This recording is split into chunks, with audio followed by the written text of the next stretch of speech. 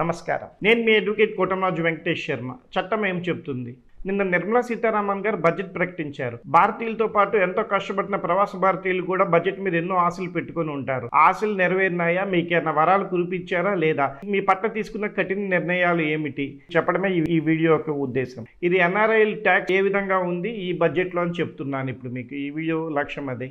5 ఏళ్లు tax holiday ప్రకటించింది కేంద్ర ప్రభుత్వం ఎన్ఆర్ఐలకి. కానీ దానికి కొన్ని మినహాయింపులు పెట్టారు. అది సెమీ కండక్టర్ రంగంలో, బయో రంగంలో పనిచేసే వాళ్ళకి, మరి ఇంకా స్కీమ్ వివరాలు పూర్తిగా రాలేదు. డాక్టర్లకి, కొంతమంది నిపుణులకి అయి ఉండొచ్చు. వీళ్ళందరికీ కూడా 5 ఏళ్లు ట్యాక్స్ హాలిడే ప్రకటించడం జరిగింది. దీంట్లో ఇంకో షరతు పెట్టారు. గత 10 ఏళ్లలో 7 ఏళ్లు వీళ్ళు ఎన్ఆర్ఐ అయి ఉండాలనే షరతు కూడా పెట్టారు.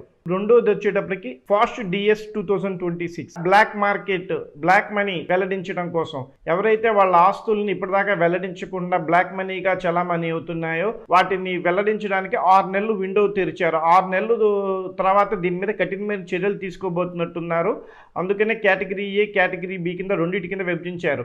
వీటిల్లో కనుక ఇప్పుడు మీ ఉన్న ఆస్తులు మీరు వెల్లడించుకోకపోతే బ్లాక్ మనీ యాక్ట్ ప్రకారం మీకు 3 నుంచి 10 ఏళ్ళు జైలు శిక్ష పడే అవకాశం ఉంది. 120% ట్యాక్స్ పడే అవకాశం ఉంది. కాబట్టి ఎన్ఆర్ఐలు అందరూ ఈ సద్వినియోగం చేసుకుంటారని భావిస్తున్నాను. కేటగిరీ ఏలో వచ్చి ₹1,00,00,000 లోపు ఆస్తులు ఏదన్నా ఉన్నట్లయితే దాన్ని ఇప్పటిదాకా మీరు ప్రకటించకుండా ఉంటే కనుక దానికి 30% ట్యాక్స్ ప్లస్ ఎడిషనల్ ట్యాక్స్ 30% మీరు కట్టి ఆస్తుల్ని చట్టబద్ధం చేసుకోవచ్చు, ప్రాసిక్యూషన్ నుంచి తప్పించుకోవచ్చు, పూర్తి ఇమ్యూనిటీ పొందొచ్చు. అది కేటగిరీ ఏ. కేటగిరీ బి వచ్చేటప్పటికి ఎవరికైతే 5 కోట్లలో ఆస్తులు ఉంటాయో వాళ్ళ ఆదాయము అంతా కూడా తెలియచేసి ఈ ఆస్తి గురించి చెప్పడం మర్చిపోయారో, వాళ్ళున్న బిజీ లైఫ్లో వాళ్ళు ఆ అసెట్స్ని వెల్లడించి చేసుకోవచ్చు. దీనికి కేవలం మీరు ₹1,00,000 కట్టుకుంటే సరిపోతుంది. చక్కగా ₹1,00,000 కట్టుకొని ఆస్తిని చట్టబద్ధం చేసుకోవచ్చు.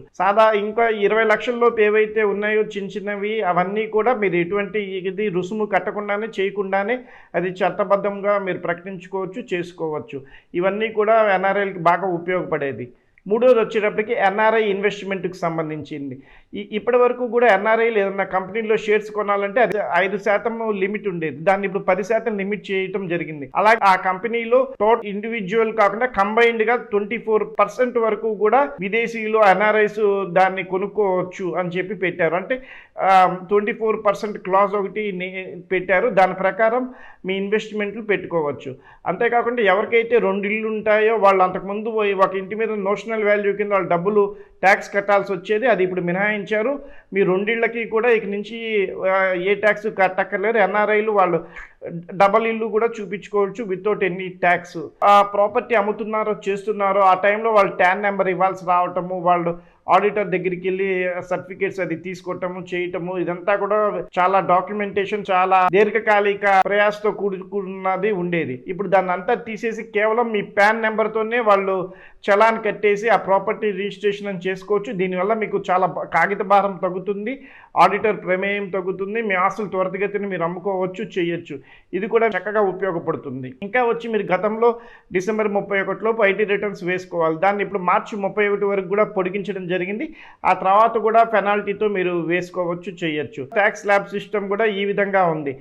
4 లక్షల లోపు అయితే కనుక ఎటువంటి పర్సంటేజ్ ట్యాక్స్ కట్టక్కర్లేదు. 4 నుంచి 8 అయితే కనుక 5%, 8 నుంచి 12 అయితే కనుక 10%, 12 నుంచి 16 అయితే కనుక 15%, 16 నుంచి 20 అయితే కనుక 20%, 20 లక్షల పైన అయితే 30% ట్యాక్స్ స్లాబ్లు ఈ విధంగా చేశారు. ఇందాక మనం చెప్పుకున్నాం కదా, ప్రాపర్టీ అమ్మినప్పుడు మీ పాన్ నెంబర్ మీదే మీరు చలాన్ కట్టుకోవచ్చని. అది అక్టోబర్ 2026 నుంచి అది అమల్లోకి వస్తుంది. ఇప్పటి నుంచే కదా, అది మీరు గుర్తుంచుకోవాలి. అట్లాగే మనం బ్లాక్ మనీ అసెట్స్ గురించి చెప్పుకున్నాం కదా, అది మీరు అక్టోబర్ 1, 2026 నుంచి మీకు అమల్లోకి వచ్చినట్టే. మీరు ఇది ఏదైతే మీరు పెట్టుకున్నారో చేశారో, అంటే ఎవరైతే కేటగిరీ ఏ, కేటగిరీ బిలో డబ్బులు మీరు కట్టి దాన్ని చట్టబద్ధం చేసుకుంటారో అది అక్టోబర్ 1, 2026 కూడా మీకు చట్టబద్ధం అయినట్లే. ఇంకా మీకు ట్యాక్స్ దాని మీద మీకు ఏమైనా సందేహాలు ఉంటే కామెంట్ రూపంలో పెట్టండి. కామెంట్లో నేను చూసి మీకు రిప్లై ఇవ్వడం జరుగుతుంది. ఇంకా ఏదైనా అడగాలంటే కనుక మెయిల్ చేయండి. మీ అడ్వకేట్ కోటంరాజు వెంకటేష్ శర్మ. చట్టం ఏం చెప్తుంది?